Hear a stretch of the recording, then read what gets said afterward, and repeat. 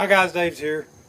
Well, today we're looking at the air compressor here. I don't know if you know this, but you need to change the water out every so often.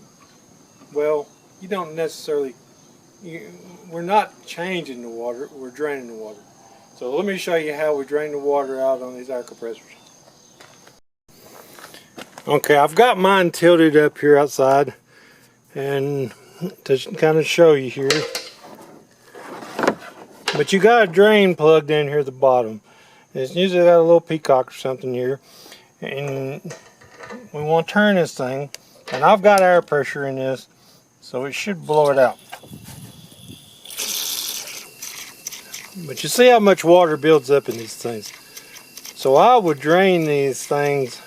If you're using air compressor quite a bit, I'd drain it at least once a month, because they build up a lot of water in these things. Once the water quits coming out, tighten it back up.